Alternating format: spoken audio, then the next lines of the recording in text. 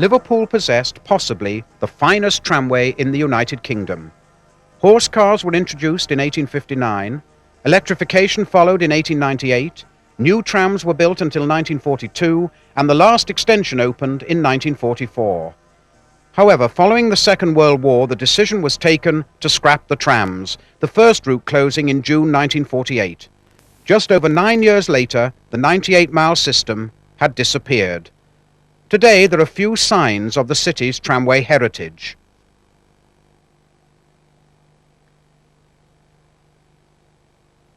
They include former depot buildings and note the liver bird incorporated into the stone plaque. A handful of traction poles which once supported the overhead wires, the occasional feeder box,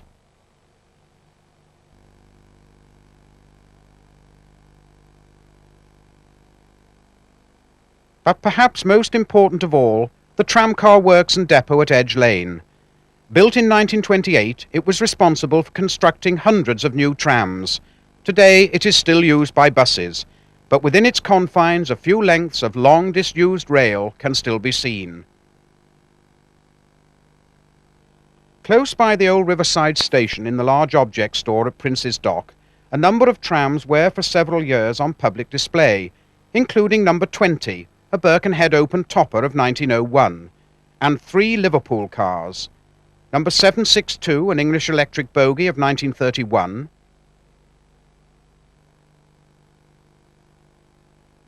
number 43, a horse tram of about 1892, and number 245, a streamlined double-decker built at Edge Lane in 1938. This was one of the cars involved in the final procession which marked the closure of the Liverpool Trams on September the 14th, 1957.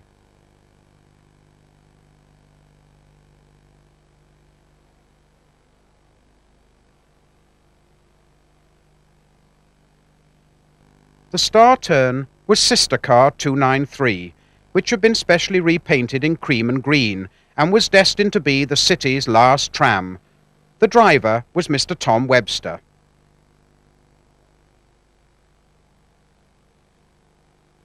To the accompaniment of the transport band and a cacophony of ship's hooters, the 13 trams edged their way through the crowds gathered at the pier head out towards Lord Street and the city centre.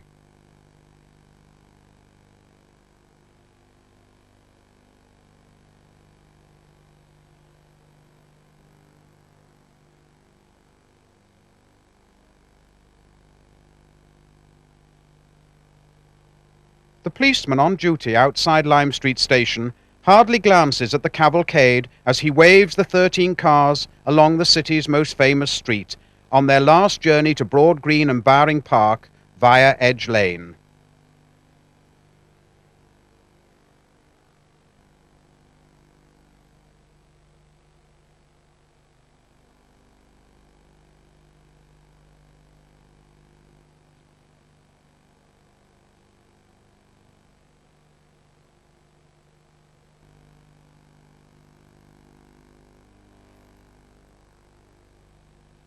By dusk, the crowds thronging the route and the small boys who had secured precarious vantage points had gone, and the trams had passed into history.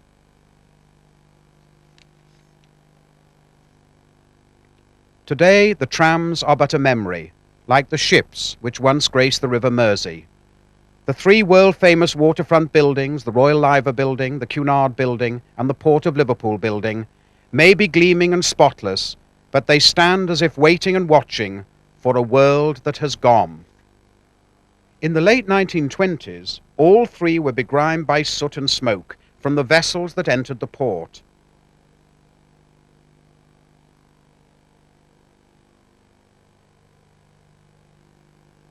And weaving amongst them were the ferry boats, which daily brought thousands of commuters across the river from both Birkenhead and Wallasey.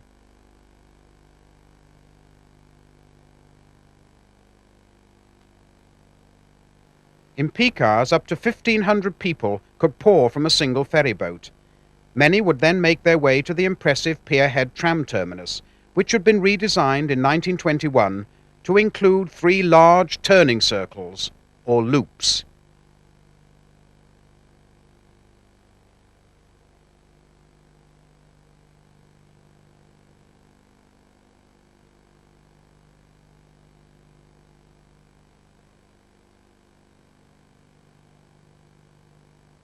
All the trams leaving the pier head passed beneath the 7-mile-long Liverpool Overhead Railway, which had opened in 1893 and provided a swift, efficient link along the line of docks.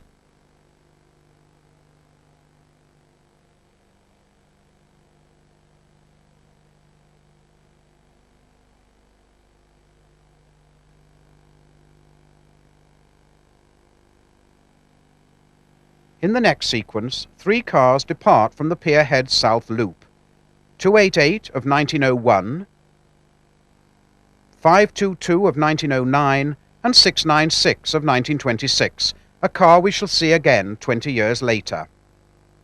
Slow-moving, horse-drawn vehicles cause severe congestion on the dock road, whilst beneath the overhead structure, locos owned by the Mersey Docks and Harbour Board hauled trains between the south and north docks. At this time, many of the city's trams were of the 4-wheel Bellamy type, with open balconies and vestibules, of which 400 were built between 1900 and 1912. Conscious of public demand for an improvement in tramcar design and riding quality, the tramway's manager, Percy Priestley, introduced a variety of new cars.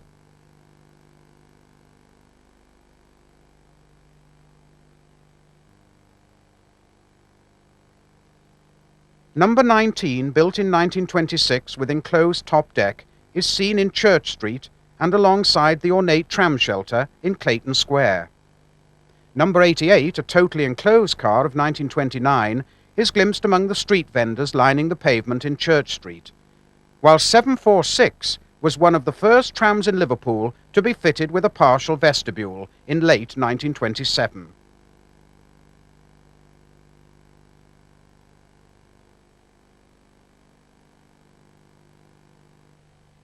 None of the guests arriving for a fashionable wedding at St. Luke's Church seemed to spare a glance for the trams, negotiating the Renshaw Street-Lacey Street junction. The cars include number 32, a Priestley standard of 1923, as well as several Bellamys.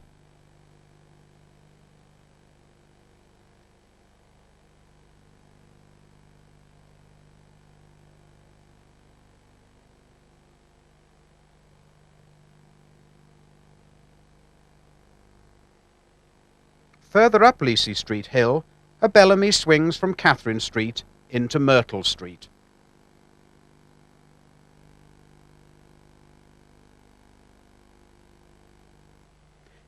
(1934) was the year in which the under-river Kingsway Road Tunnel was opened, linking Liverpool to Birkenhead. But the year started badly for the tramways when Bellamy Car 181 overturned at the foot of Paddington on January the 3rd. The runaway involved the first loss of life since electrification and hastened the demise of the short wheelbase cars having only handbrakes.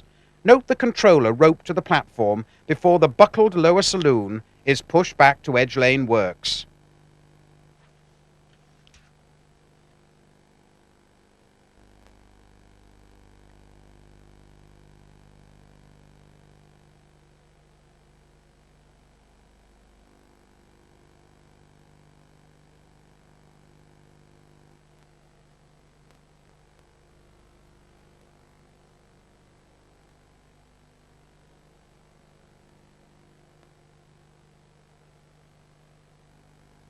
To commemorate the opening of the road tunnel in July 1934, every city street and public building was festooned with decorations, and huge crowds gathered to watch King George V and Queen Mary perform the opening ceremony.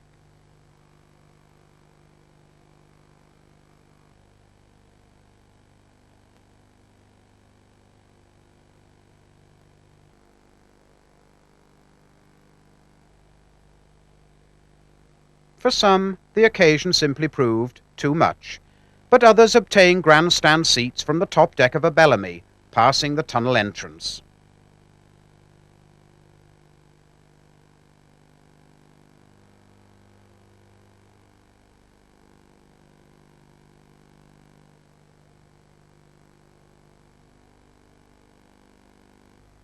The circular-shaped tunnel had originally been designed to carry double-decker trams in the lower half, which would have allowed through running between Liverpool and the two tramways on the Cheshire side at Birkenhead and Wallasey.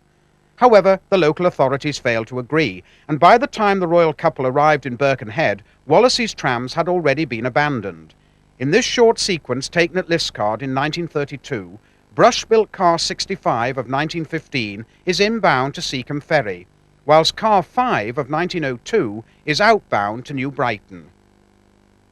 Wallasey's four routes had all disappeared by November the 30th, 1933, replaced largely by open staircase Leyland Titans.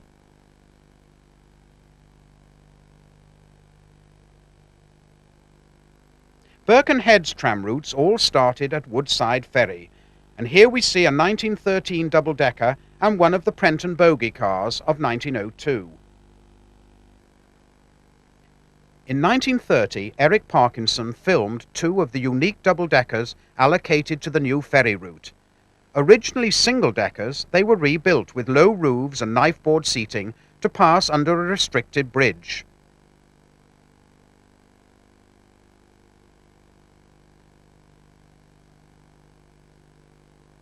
The new ferry route closed in December 1931, and Birkenhead's last tram operated on July the 17th, 1937.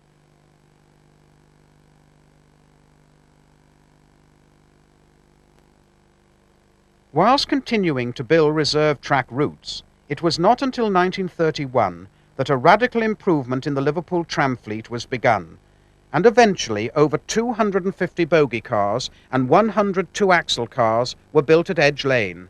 A striking new livery of privet green and white earned them the nickname Green Goddesses, after a play of the day. This livery contrasted with the former Crimson Lake, cream and gold leaf.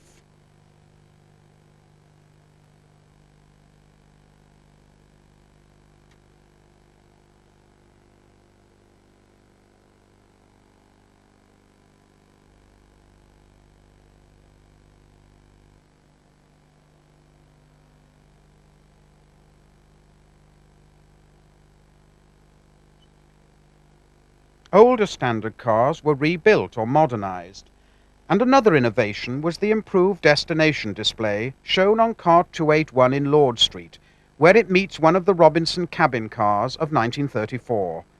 This sequence is from the Huntley archive.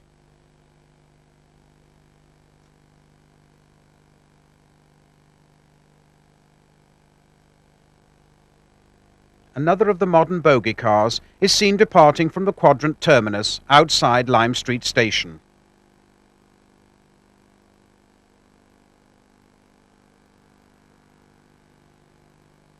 By 1939, the tram system seemed secure.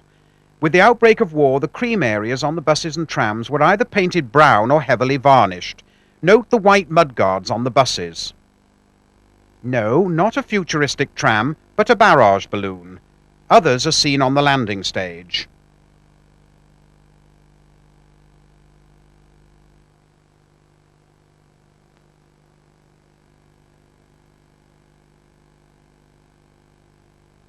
To aid visibility in the blackout, the fenders on the trams were painted white. The area around South Castle Street and Lord Street was devastated during the bombing of May 1941.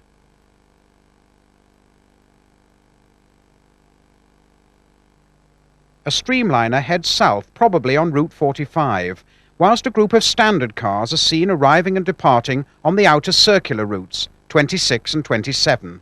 These were later the first lines to be abandoned in June 1948. Note the partially completed Anglican Cathedral and the remains of the Customs House.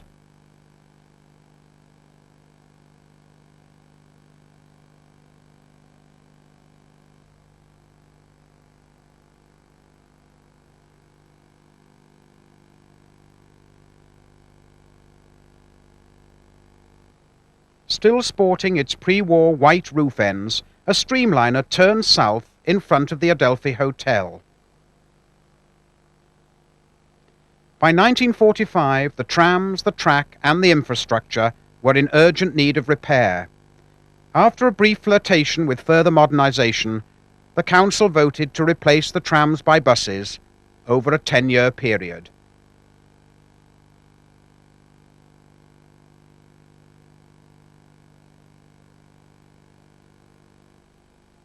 Two rare colour sequences.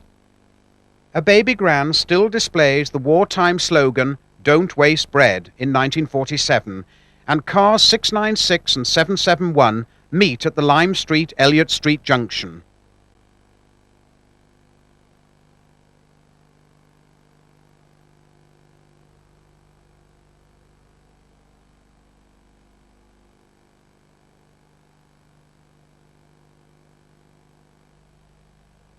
Trams and bus scenes taken from a film made by G.H. Hesketh in 1949.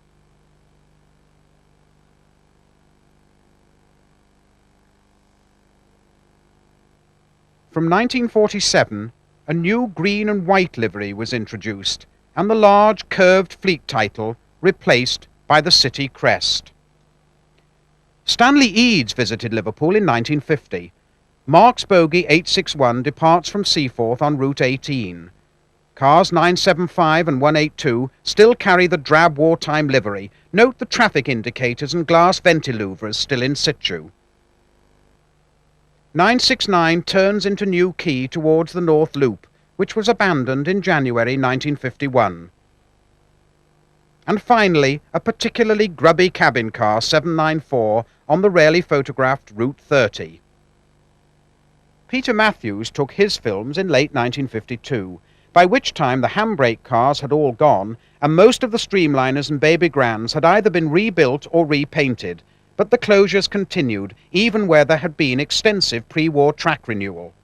Car 937 negotiates the dip under Allerton Station, outbound to Garston. Note the Malian Taunton swing-link bogies. All this class were allocated to Garston Depot.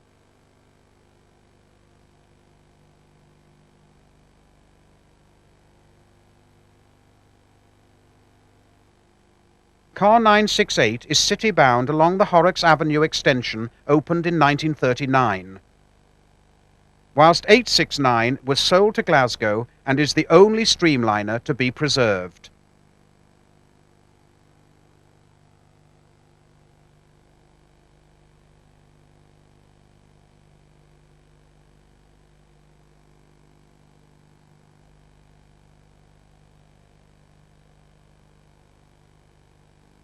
Car 796 is on a P-car duty to Kirby.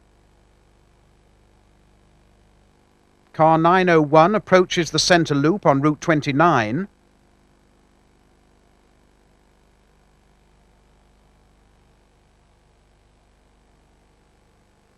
"778 is an elliptical roof Priestley bogie car of 1933.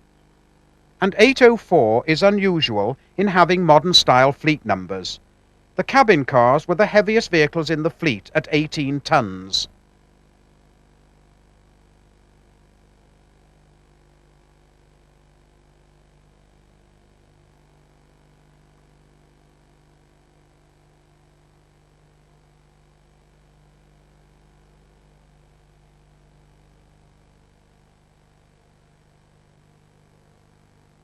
A delightful shot of one of the ex-Lancashire and Yorkshire pug locomotives passing under the overhead railway.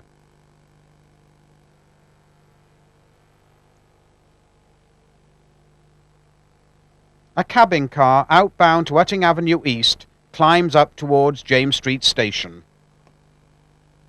The Garston routes closed suddenly on the 6th of June 1953, and the remaining Mailey streamliners were sold to Glasgow.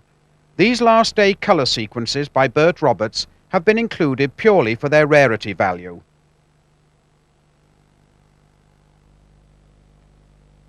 The next major abandonment was the 29 route, which closed on April 3rd, 1954, thereby releasing a further 24 trams for sale to Glasgow.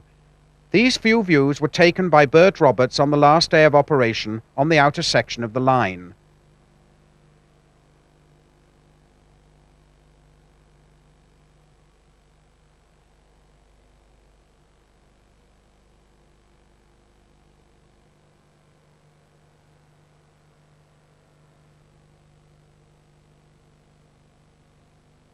Following the closure of the 29, all the remaining tram routes were diverted to terminate at the Pier Head South Loop, including routes 6A and 10B.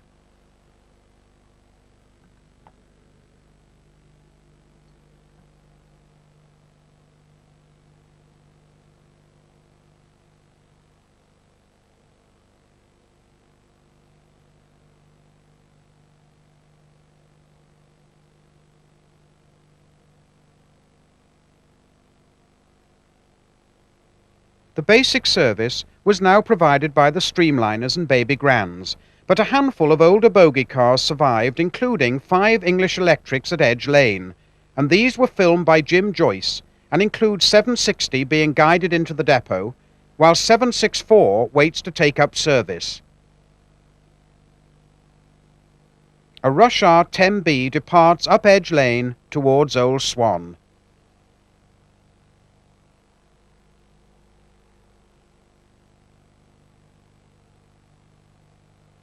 "903, seen here on Route 19, was one of the second batch of cars sold to Glasgow, but it did not leave Liverpool until October 1954.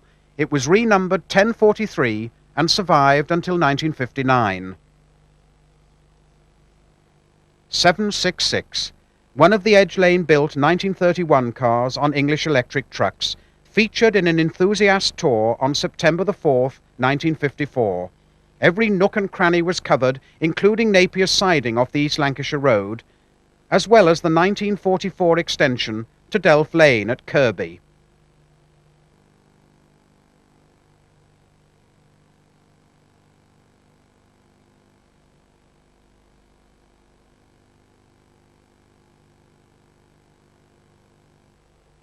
Bert Roberts also caught the car on the single track under Walton Lane Railway Bridge. Reversing at Bowring Park,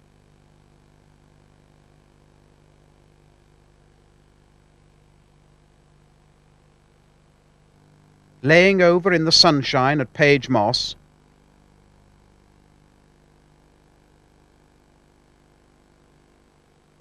and outside Walton Depot.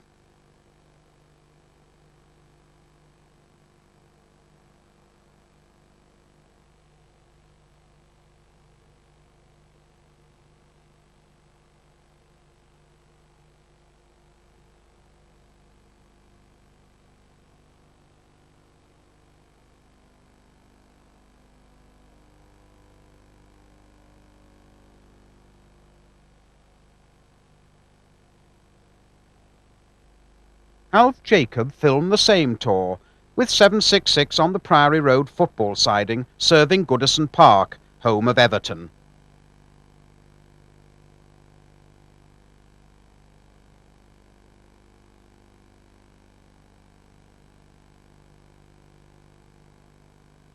And in Rose Street, the rush hour terminus off Lime Street, abandoned in February 1955.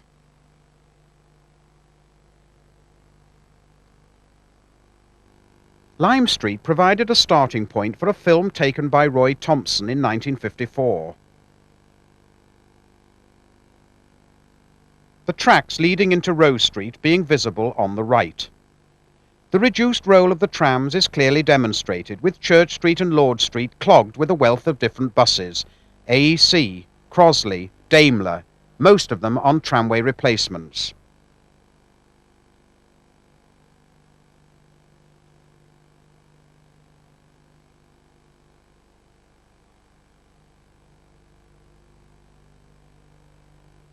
Note the policeman vainly trying to relieve the increasing traffic congestion, which had been unfairly blamed on the trams. Numbers 182, 266 and 154 join the queue in Lord Street.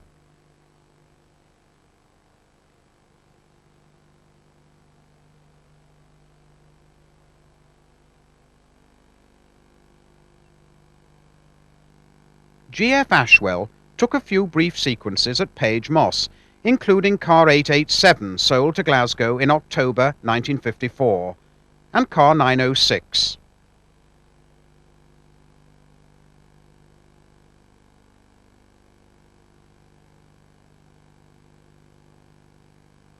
One small lad is so fascinated by the antics of the cameraman, he nearly misses the tram.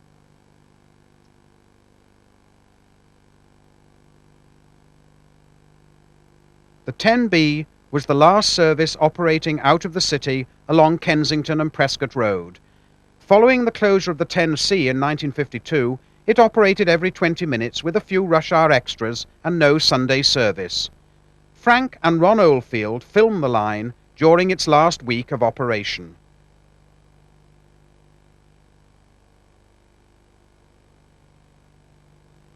On a cold morning in March 1955, 872 picks up a handful of passengers at Page Moss for the journey into the city.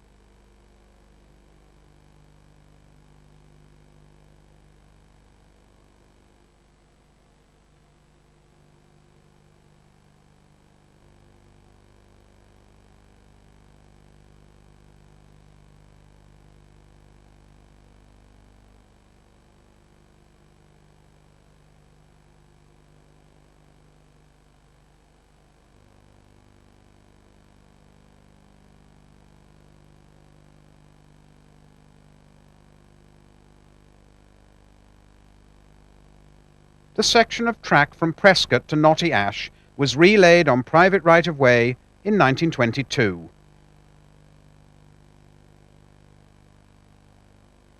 Cars arrive and depart from Finch Lane.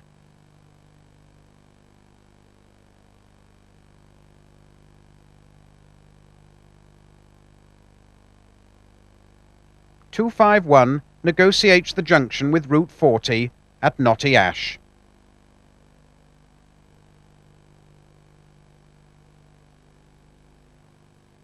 Car 260 speeds along a snowbound East Prescott Road towards Queen's Drive and Old Swan.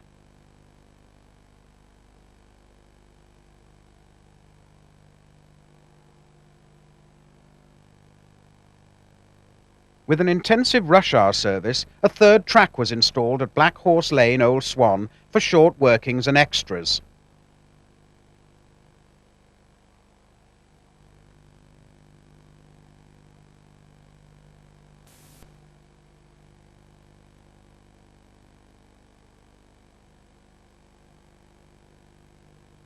"906 traverses St Oswald Street Junction, still used for depot access to Edge Lane, since Green Lane, glimpsed here in the background, closed to trams in April 1954.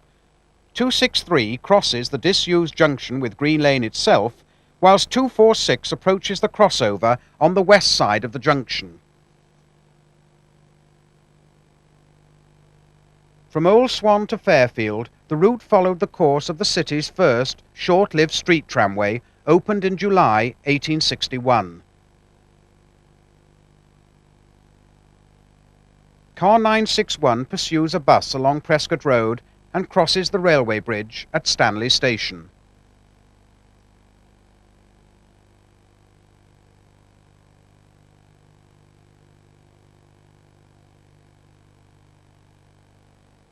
The crossover at Fairfield Street was rarely used except in emergencies.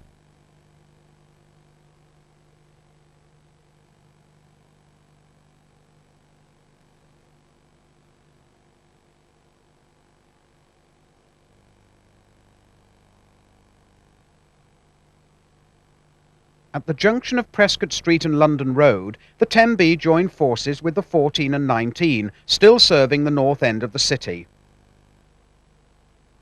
The last 10B, car 249, left the pier head at midnight on March the 5th, 1955.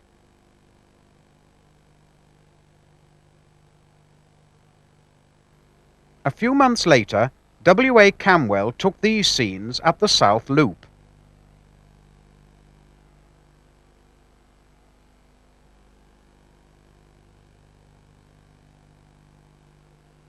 Car 947 is in pristine condition, as is the Baby Grand, filmed by W.J. Wise later the same year. Devoid of adverts and with a fresh coat of paint, it is possible to admire the pleasing design of the bodywork. The car retains its original Rawlins wind-down windows and a pair of roof vents. Spot the differences. Latterly it was claimed no two Liverpool trams were identical. This HR2 streamliner on EMB heavyweight trucks still has its original wind-down windows, but 8 square vents above the lower saloon windows, whilst the Baby Grand has sliding windows and no roof vents, plus filled-in side destination boxes. The next streamliner on EMB lightweight trucks has centrally positioned wind-down windows, but no square vents. 900 has the correct as-built 6 vents.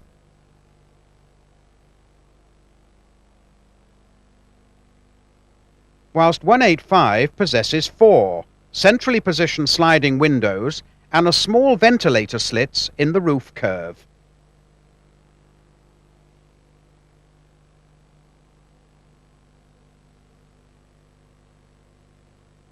This HR2 retains twin destination boxes, but painted over, whilst on 979 they have been removed. Also on Baby Grand 254.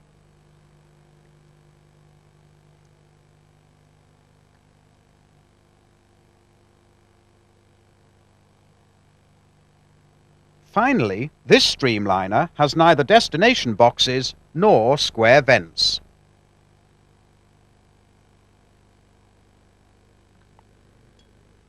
With the closure of the 10B, the remaining English Electrics, cabins and Marks bogies had been withdrawn and scrapped at Edge Lane. The fleet now consisted entirely of streamline bogie cars and Baby Grands. There were 6 remaining routes and 2 depots, Edge Lane and Walton.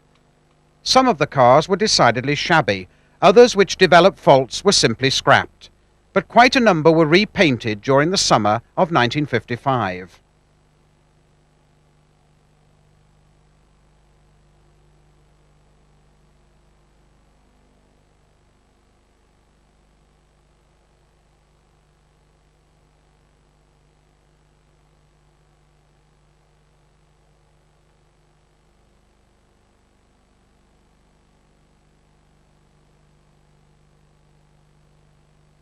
The driver of this streamliner relishes the end of speed restriction notice.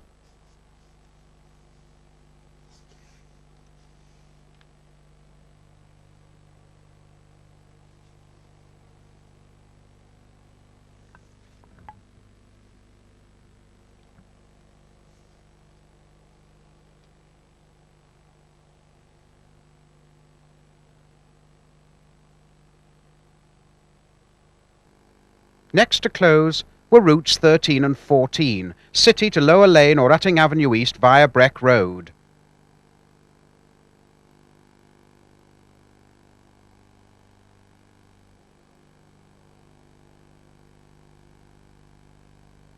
Breck Road was a narrow, congested thoroughfare flanked by rows of terraced houses. It included both single and interlaced track.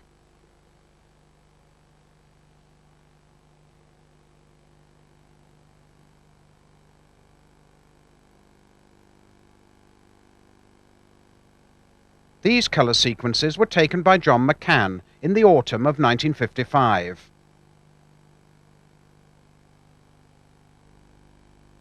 Almost casually, the duty inspector orchestrates a line of bogie cars entering the loop at Pier Head.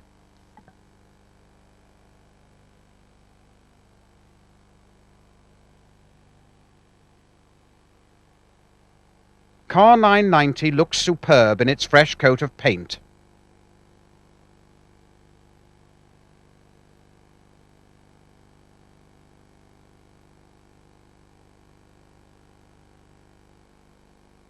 But even paint cannot quite disguise the sagging front end on 156.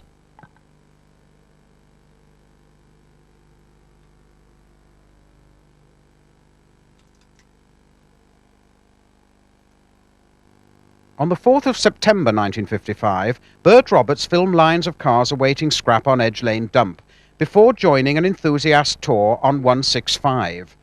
This was one of the final batch of streamliners, which entered service in late 1937. Mounted on EMB lightweight trucks, the 78-seater car had 4x40 horsepower motors and a low-voltage master controller with 22 notches, of which the weak feel notches were later removed.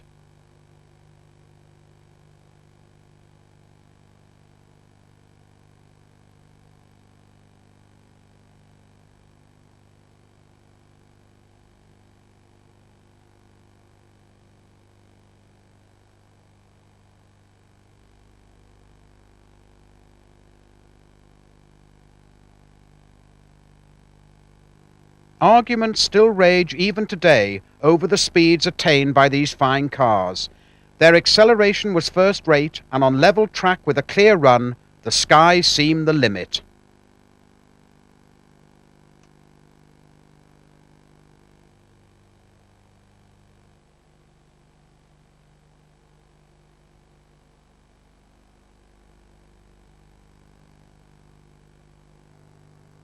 Again, the tour covered every rail joint and length of track, including Walton Depot, the rare Picard stub at Grant Gardens,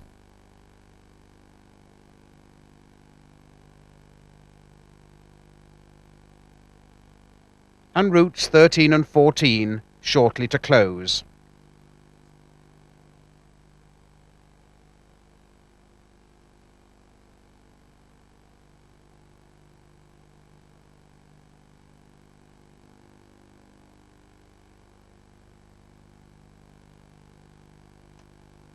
At Utting Avenue East, the terminus of Route 14, 165 swings onto the former 29 tracks to Lower Lane, now in rush hour use only.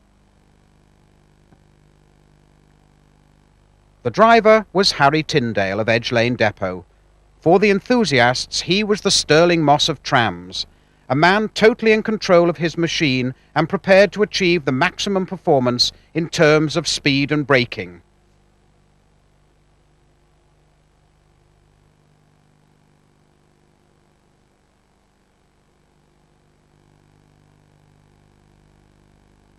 Unfortunately, on the 186 tour in July 1956, Harry Tyndale accelerated through a disused junction and severed the trolley head.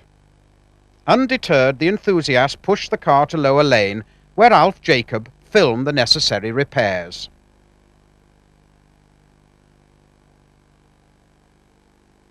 This was the last enthusiast tour in Liverpool to use a bogie car.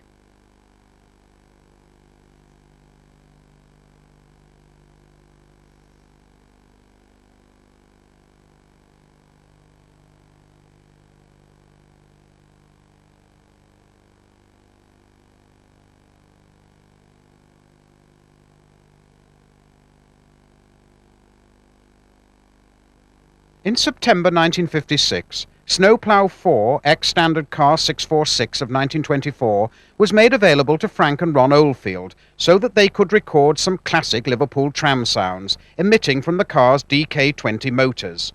Fortunately, the event was also filmed. Looking relatively clean with its K3 controller, the old handbrake car proceeded smartly up Edge Lane. Watched by bemused schoolboys, the car made 2 complete circuits of the roundabout. Not without a little assistance.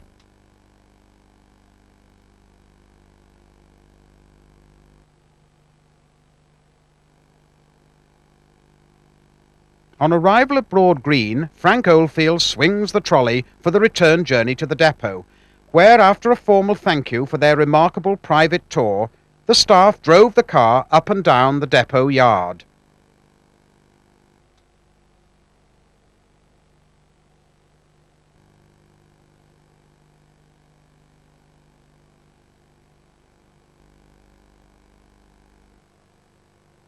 SP4 was scrapped in 1957.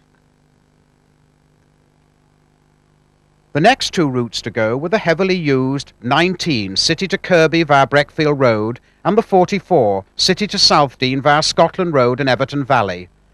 From Walton Village, both routes shared the longest stretch of reserved track on the system, nearly 5 miles, opened progressively between 1924 and 1944. These sequences were filmed by Stan Watkins.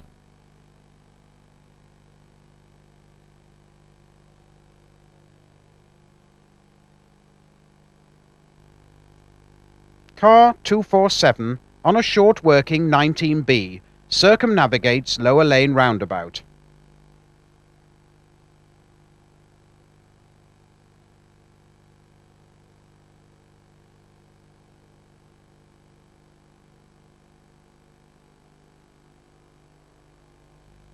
On the countrified section beyond the city boundary, the tram-only bridge over Knowsley Brook was always a favourite location for photographers.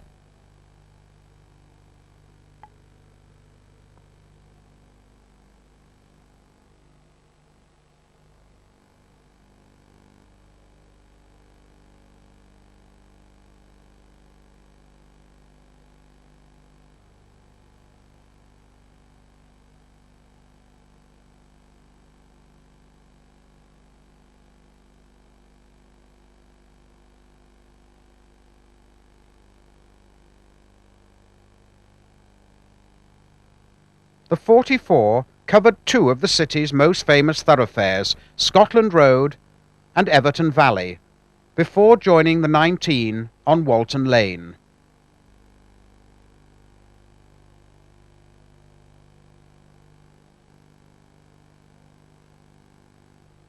(237) reverses at the isolated South Dean terminus, whilst 213 approaches the same spot inbound from Kirby, where a sister car is seen on the terminal loop.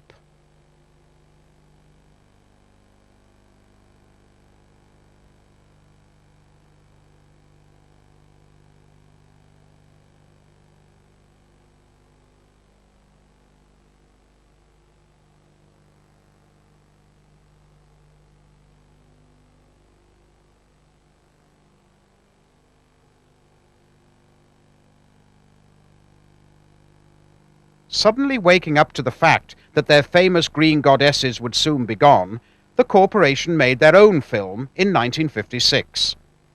Baby Grand 247 emerges from the trams-only part of Walton Depot and nips smartly along Carrisbrook Road to take up service on Route 19.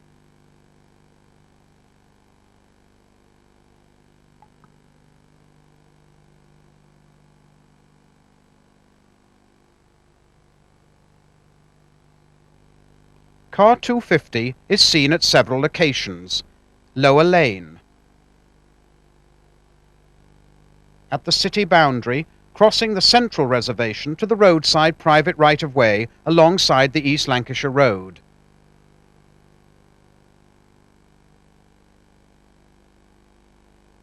At speed approaching Hornhouse Lane, and entering the terminal loop at Kirby.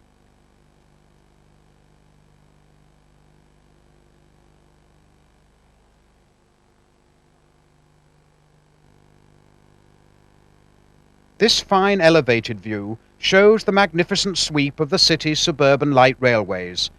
Note the prefab estate in the background.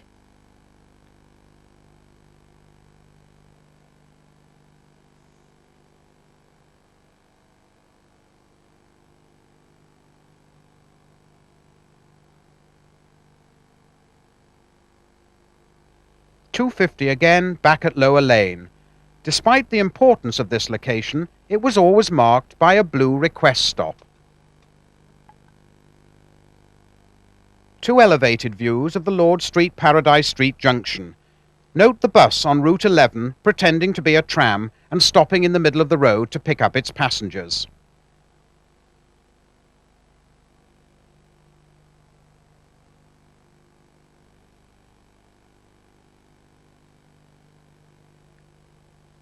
Two baby grands pass Liverpool's Town Hall, built in 1754.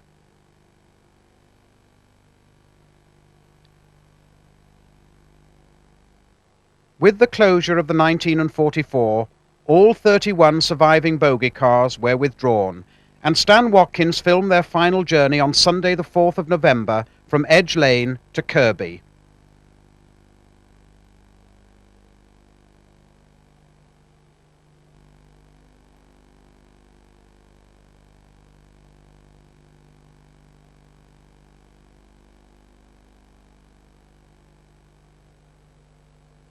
992 was the highest number carried by a Liverpool tram. The next morning, the corporation recorded the succession of extraordinary manoeuvres whereby the trams were pulled and dragged bodily onto the tracks of the rail system inside the Kirby trading estate by means of a diamond crossing installed in 1952.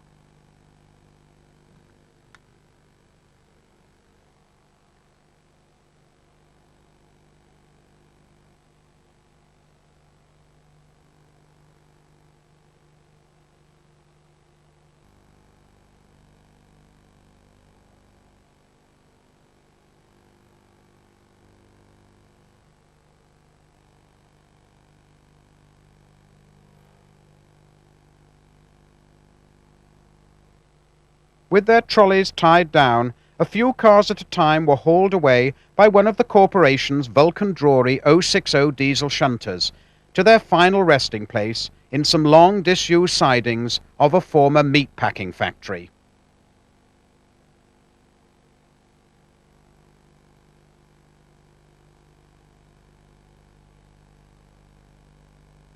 Despite strong press demands for their reinstatement, owing to the oil shortage caused by the Suez Crisis, these fine cars were all scrapped, the last being 186 in April 1957.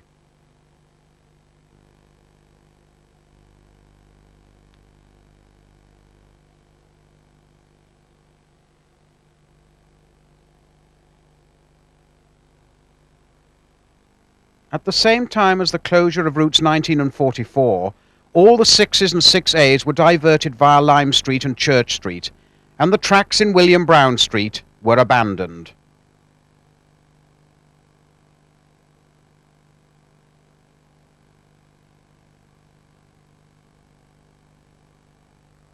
These views were taken from a vantage point in the Adelphi Hotel and show cars negotiating the Lime Street-Ranley Street junction.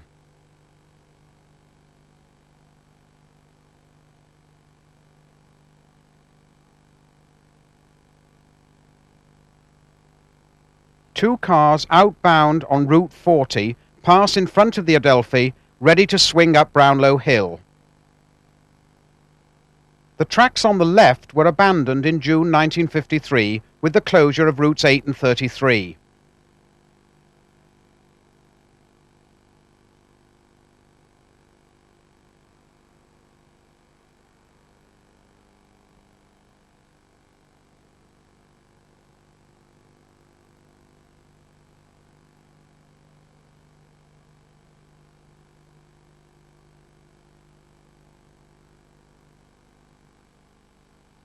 An inbound car on Route 40 descends Ranley Street. The outbound track was abandoned in 1949.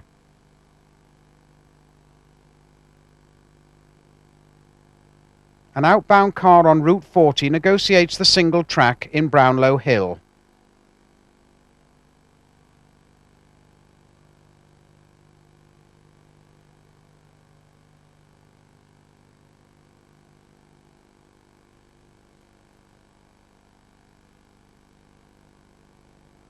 These films come from the Robin Hannay collection.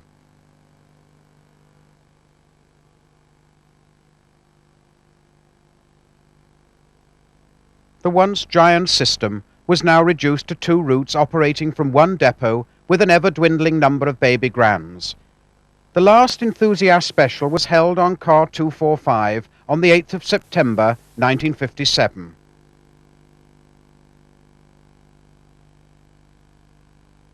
Sporting a rather bedraggled paper notice, the car circumnavigates the loop at Pier Head.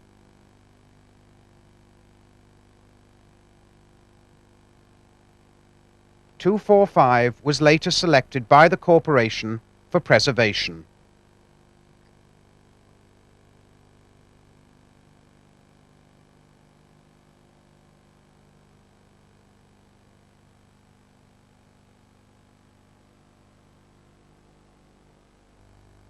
This was also the first day in service for the official last car 293 in its special cream and green livery with its delightful silver truck.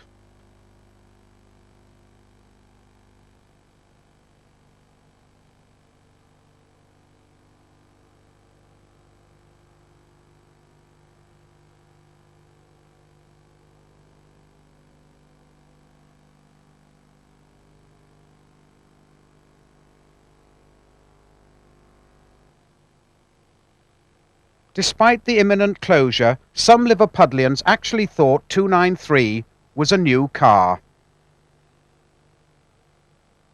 To conclude, 2 films of the last routes. The first by John McCann.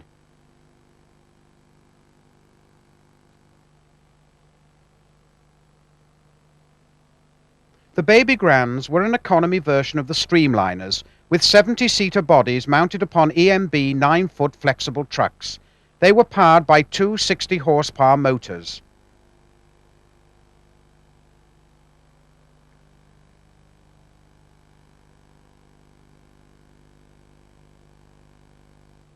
Special EMB interlock boxes were fitted to renovated controllers removed from old Bellamy cars. Primarily designed for street running, the Baby Grands were never totally at home on the 27 miles of reserved track.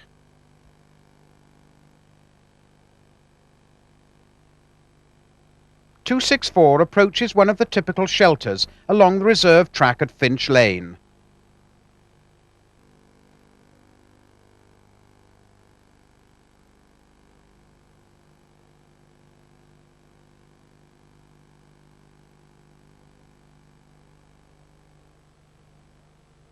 The windscreen wiper helps the driver obtain a clear view of the single track section at the foot of Brownlow Hill.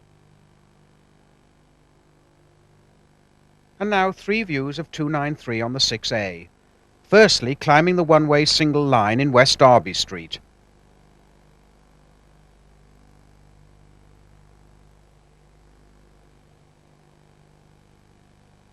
Secondly, at the roundabout in Edge Lane, which replaced a triangular junction in June 1951.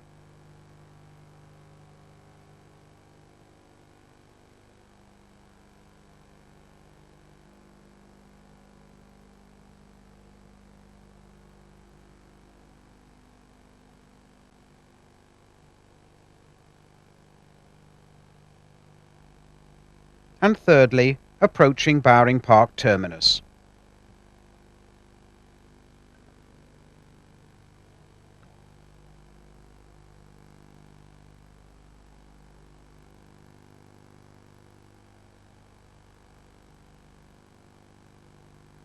The conductor appears to be a decided novice.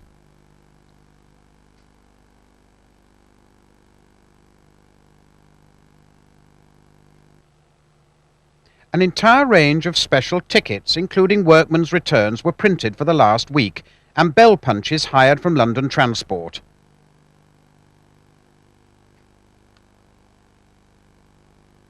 Cars were filled to capacity, with many Liverpudlians making sentimental last rides and obtaining souvenir tickets. This view clearly shows the EMB interlocking box fitted on top of the old K3 controller. Note the glove on the right hand only, used to grip the air brake lever.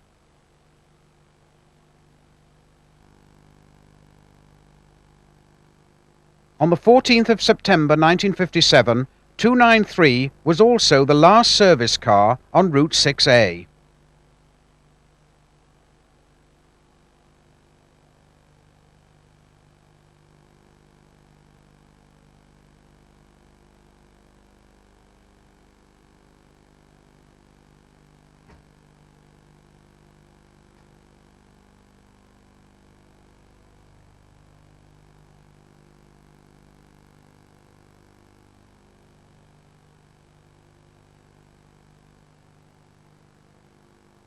On arrival at Edge Lane Depot, the points are turned and the car is driven in to be prepared for the final procession.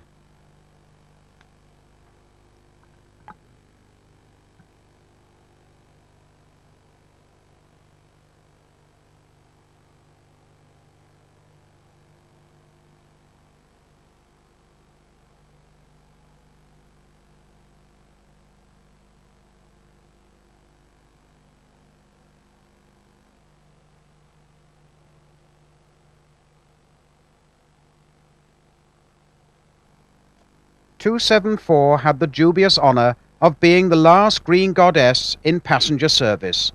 Fully loaded, the car left the pier head at 2 minutes past 4.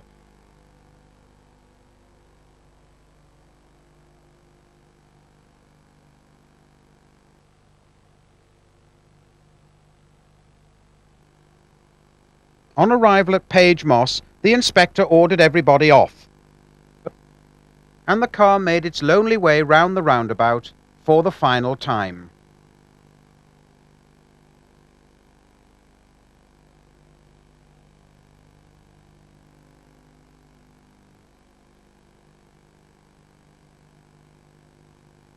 Goodbye, Old Faithful. With nothing more than a scrawled chalk inscription, 274 vanished into the depot at 4:55 p.m.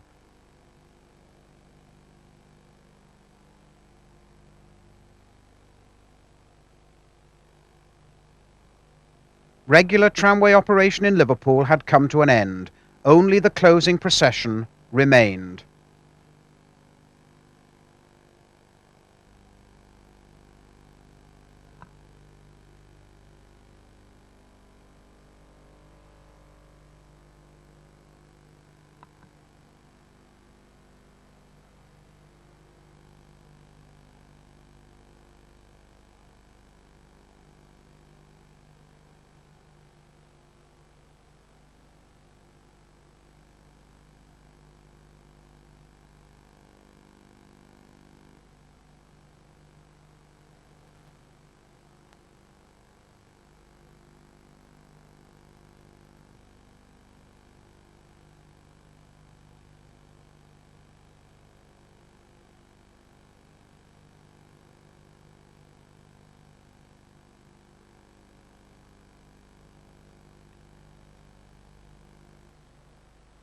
For a few unforgettable moments, Lime Street was once again filled to capacity with trams as the funeral cortege made its way to Bowring Park.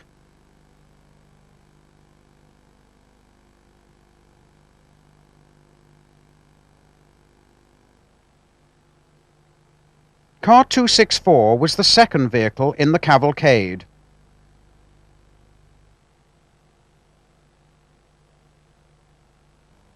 And was closely followed by 214, driven by Walter Benstead.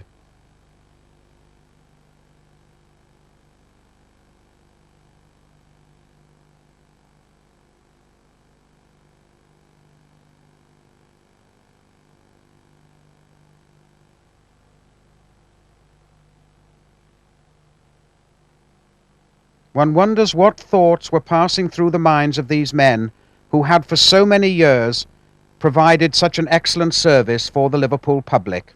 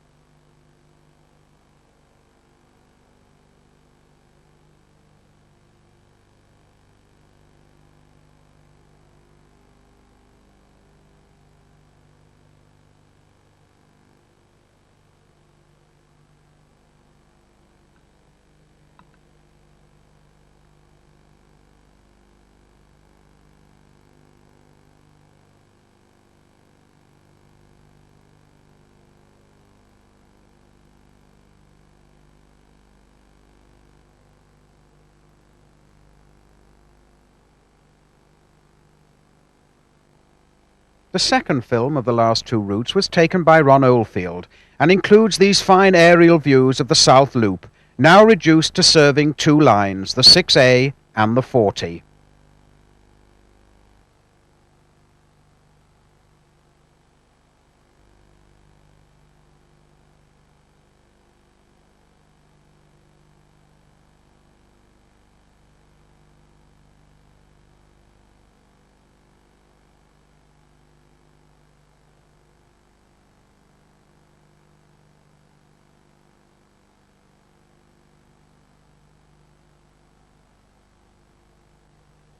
By September 1957, another unique Liverpool institution had also disappeared.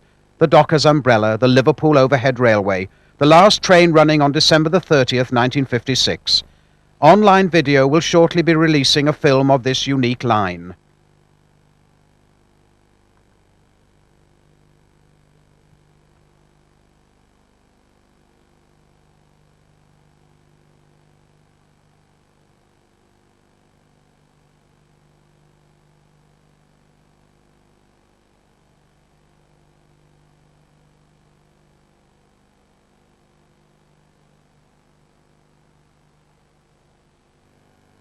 Ironically, this loading island in Lime Street was only installed in February 1957.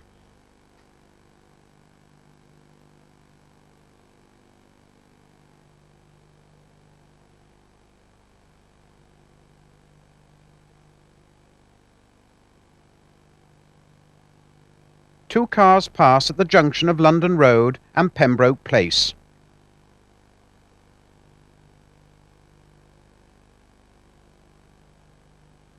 An outbound car turns out of West Derby Street up the steeply graded Mount Vernon. The building on the left, like so many of Liverpool's buildings, has since been demolished.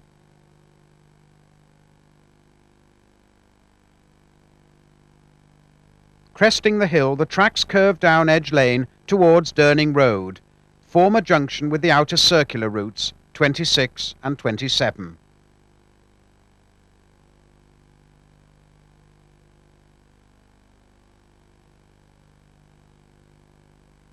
Climbing up towards Edge Lane Works, both tram tracks were situated in the right-hand carriageway.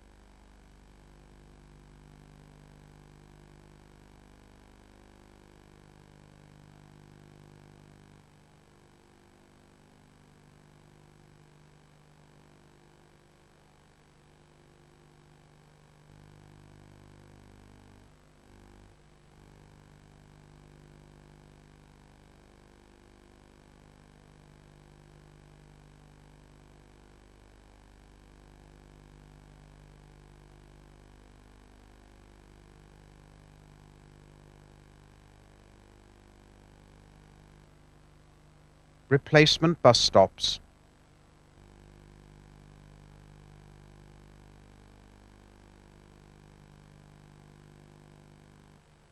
Right to the end, Edge Lane still provided a number of peak hour extras to cater for the many neighbourhood factories, and between South Bank Road and Binns Road there were staggered sidings, one in each direction.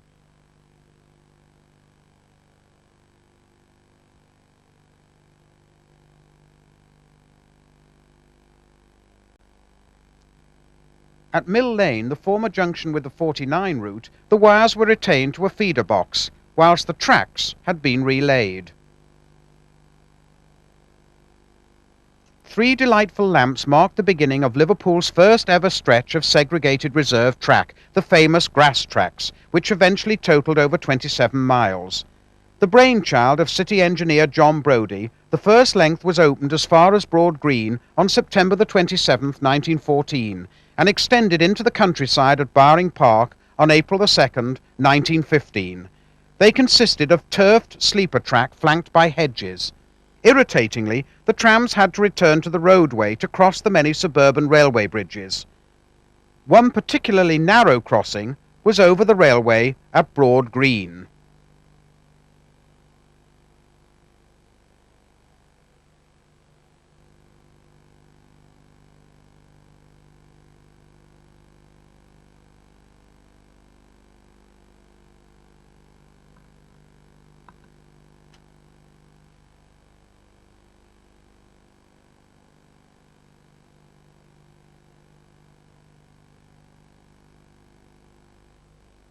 Originally, the trams continued a short distance into the park itself. All this area has now disappeared under a motorway.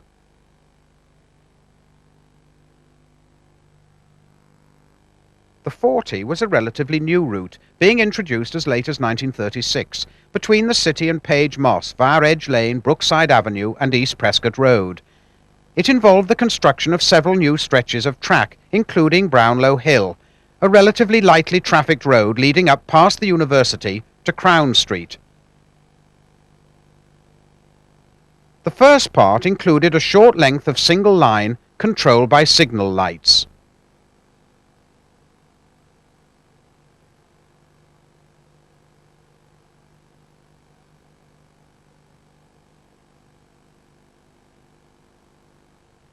The fine Georgian buildings on the right of the picture were demolished to provide additional space for the university. Viewed from Paddington, the site of the 1934 runaway, a car hugs the curb as it turns into Crown Street, a single line used by inbound 6A cars and outbound number 40 cars. All this area has since been redeveloped. At Oak Vale, the 40 turned northeast along Edge Lane Drive. On the morning of the last day, defective car 272 was pushed by 257 and 263 in Brookside Avenue.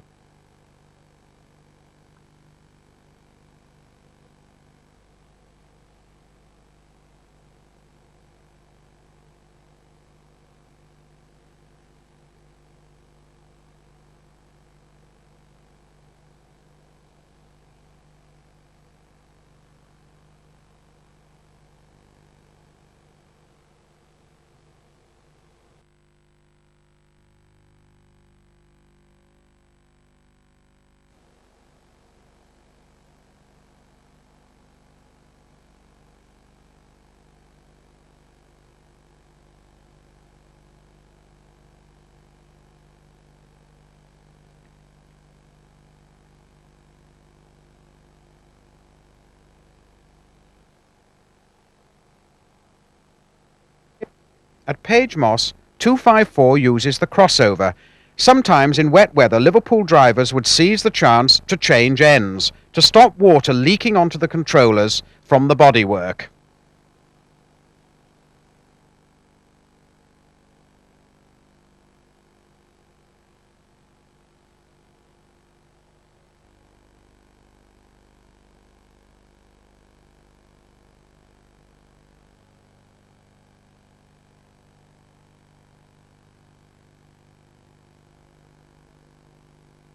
"293 must have been the most photographed tram in Liverpool's history.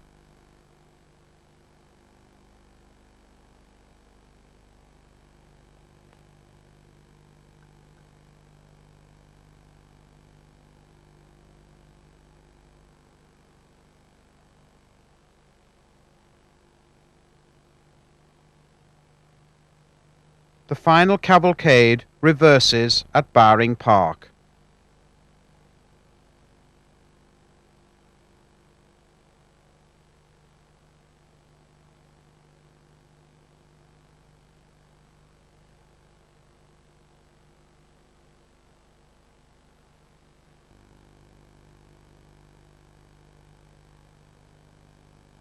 Passing the siding in Binns Road on their way back to the depot. Note the 6A and 40 bus stops now in situ.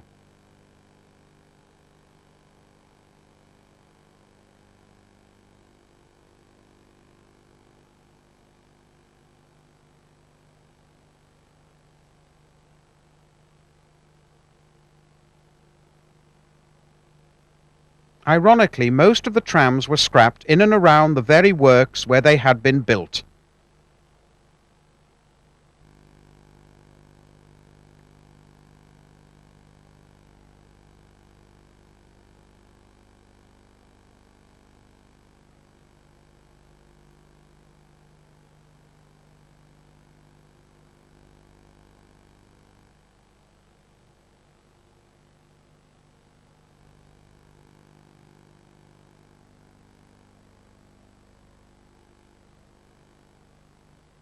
Only a few were to escape the hammer and the flames. 245 preserved by the corporation, and 293, which had been sold to the Seashore Trolley Museum in America. It left for the docks on May the 7th, 1958.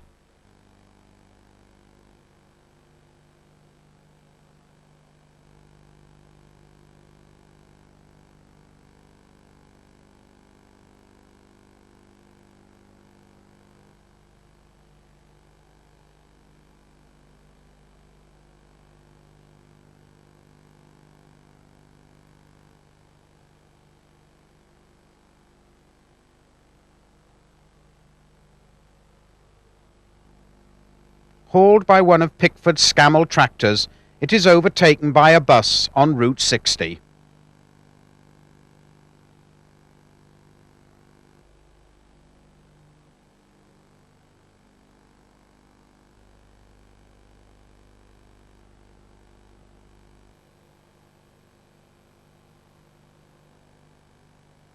This car is still in America, but not serviceable. Attempts to bring it back to Merseyside have always failed.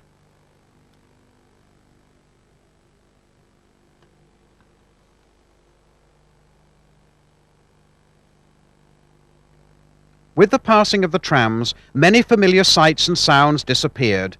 The ornate enamel stop signs,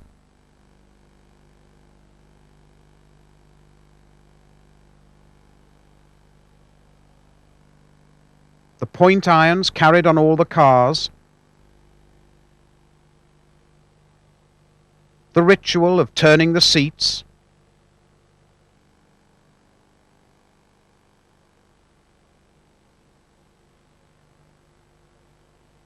and of course the men and women who for years had been known to generations of Liverpudlians by face if not by name.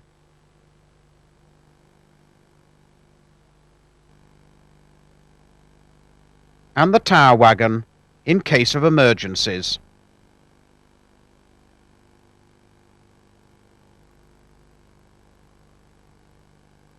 However, for the enthusiast it was still possible to ride on a Green Goddess, albeit in Glasgow.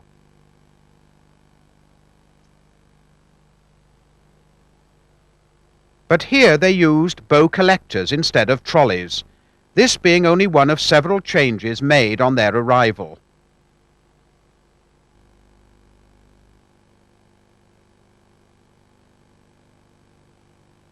The cars were never popular with the Glasgow crews.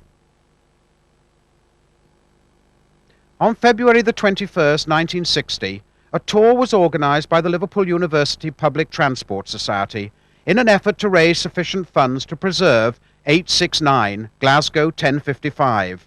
The tour took 6 hours and was attended by 94 people. The car covered all sections of the Glasgow system, including portions not normally seen by a Green Goddess. This view is on the Great Western Road.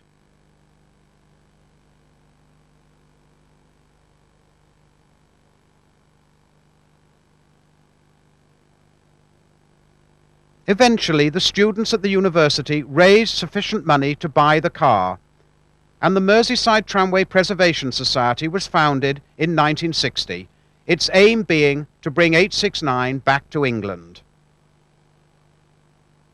On June the 8th, 1960, the car left Dalmarnock Depot for the very last run ever made by a Green Goddess under its own power.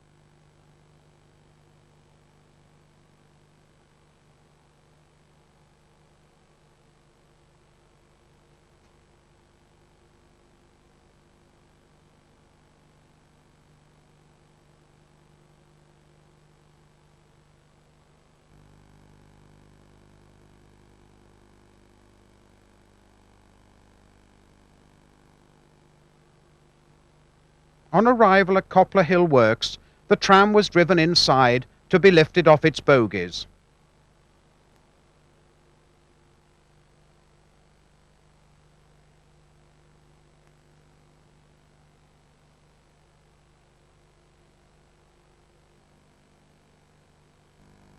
It is now 30 years since 869 was rescued for preservation, and a portion of the profits from the sale of this video will go towards the preservation of the car and to the Merseyside Tramway Preservation Society. The makers of this video hope that 869 will soon be restored to working order and can be seen and enjoyed at the National Tramway Museum at Cryche in Derbyshire. And there is even a possibility that Baby Grand 245 may shortly operate on the Seaside Tramway at Blackpool. This would indeed be a happy conclusion to this story of Liverpool's trams.